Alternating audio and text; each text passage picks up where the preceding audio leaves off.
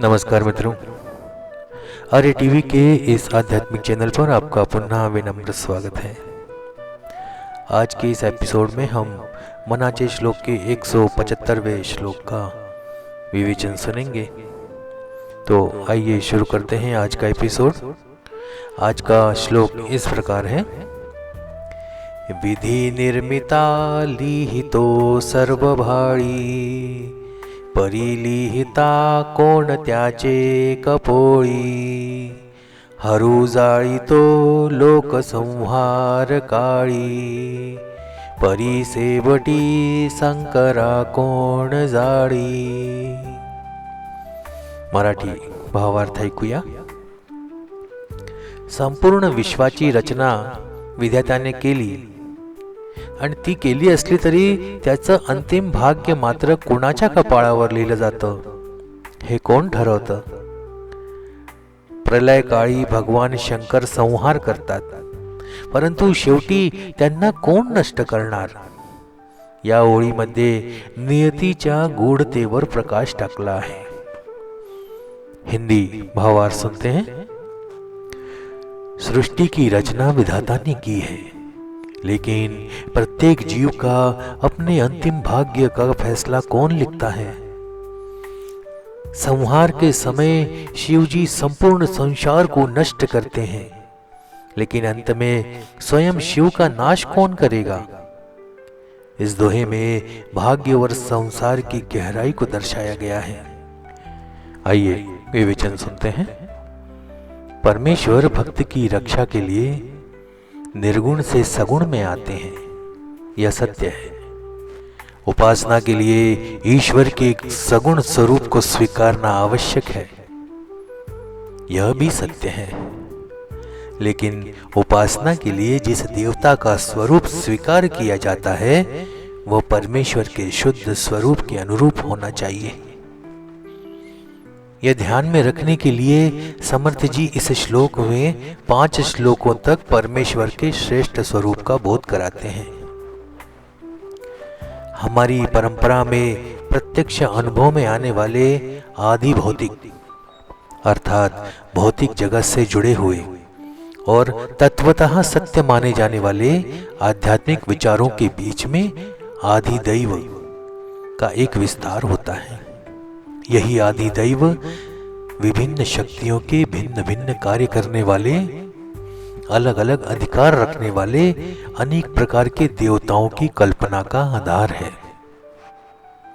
अंग्रेजी संस्कारों में पले बड़े बुद्धिवाद को यह आदि दैववाद उपहासास्पद लगता है, लेकिन मंत्रों के पीछे जो शक्ति कार्य करती है वह इसी आदि दैव की होती है। नास्तिकों की श्रद्धा न हो फिर भी मंत्र शक्ति एक अनुभव की जाने वाली बात है। इस कारण अपनी मर्यादा में आदि दैव को मान्यता देना आवश्यक है, लेकिन यह अंतिम सत्य नहीं है। आदि दैव के पीछे जो वास्तविक शक्ति है वह आध्यात्मिक है। यह ध्यान में रखते हुए सच्चे साधक को अपने हित के लिए उपासना हेतु आदि दैव के स्तर से ऊपर उठकर जाना चाहिए। ऐसी संतों की अपेक्षा होती है। इसी उद्देश्य से आदि देव की मर्यादा और उपास्य देवता के श्रेष्ठ स्वरूप को साधक के ध्यान में लाने का उनका प्रयास होता है। ब्रह्मदेव सृष्टि की उत्पत्ति करता है, जीवों को जन्म देता है और उनके भाग्य को उनके ललाट पर रखता है। ब्रह्मदेव का यह कर्तव्य बहुत बड़ा है,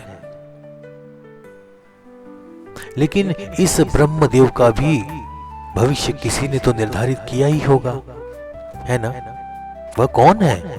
सृष्टि की रचना करते समय आरंभ में ब्रह्मा भ्रमित था, उसे समझ नहीं आ रहा था, और जिसकी कृपा से उसकी वह भ्रांति दूर हुई वह कौन था? श्री ज्ञानेश्वर जी कहते हैं, सृष्टि के आरंभ में हे वीरों में श्रेष्ठ ब्रह्मा एक ऐसा अकेला था जो भ्रमित था। उसे न तो ईश्वर की पहचान थी और न ही सृष्टि की रचना करने की शक्ति। तब एक नाम मंत्र जिसने उसे ज्ञान प्रदान किया वह कौन था? जिसका अर्थ ध्यान करने पर प्रकट होता है जिसे 3 वर्णों अर्थात अक्षरों का जाप करने पर सृष्टि रचने की योग्यता प्राप्त हुई, वह कौन था? रुद्र अर्थात महादेव संहार देवता हैं। सृष्टि के प्रलय का कार्य उन्हीं को सौंपा गया है। महादेव को हर कहा जाता है। इसी कारण सृष्टि की रचना करने वाले ब्रह्मदेव की भांति यह महादेव भी महाप्रलय के अंत में स्वयं लय हो जाते हैं। संहार करने वाले रुद्र को समाप्त करने वाला कौन है? अनादि अनंत ब्रह्म का स्वरूप महादेव को भी पूरी तरह समझ में नहीं आता, जो स्वयं शिव की बुद्धि के लिए भी अगम्य है। श्री विनोबा भावे जी ने इसे एक श्लोक में पालन करने वाले विष्णु के पालनकर्ता का उल्लेख न होने पर यह टिप्पणी की है कि यहाँ विष्णु की मूर्वत अर्थात स्थिति छूट गई है। लेकिन तत्वज्ञ संत किसी भी भेदभावपूर्ण प्रशंसा नहीं करते। समर्थ ने दासबोध में ब्रह्मा और शंकर के साथ विष्णु का भी उल्लेख किया है। वहां वे कहते हैं, ब्रह्मा ने संपूर्ण सृष्टि की रचना की, लेकिन ब्रह्मा को किसने रचा? विष्णु ने इस विश्व का पालन किया, लेकिन विष्णु का पालन कौन करता है? रुद्र संहार करता है, लेकिन रुद्र का संहार कौन करेगा? और समय अर्थात काल का नियंता कौन है? यह जानना आवश्यक है। इस श्लोक में श्लोक की बनावट के कारण निर्माता ब्रह्मा और संहारकर्ता रुद्र, इन दोनों का उल्लेख किया गया है और मध्य में विष्णु को स्थित किया है, ऐसा समझ जाना चाहिए।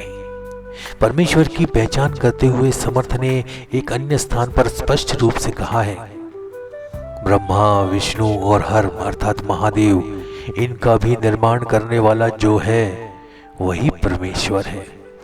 उसे ही अनेक प्रयत्नों से पहचानना चाहिए। तो मित्रों, आज का ये विवेचन यहीं समाप्त होता है। अगर आपको हमारी वीडियो पसंद आ रहे हैं तो इसे लाइक शेयर अवश्य करें और चैनल को अभी तक आपने सब्सक्राइब नहीं किया है तो इसे अभी सब्सक्राइब कीजिए, ताकि आने वाले वीडियो की नोटिफिकेशन आपको समय पर प्राप्त हो सके। तो मिलते हैं अगले एपिसोड में एक नए श्लोक और उसके विवेचन के साथ। तब तक के लिए जय जय रघुवीर समर्थ। नमस्कार।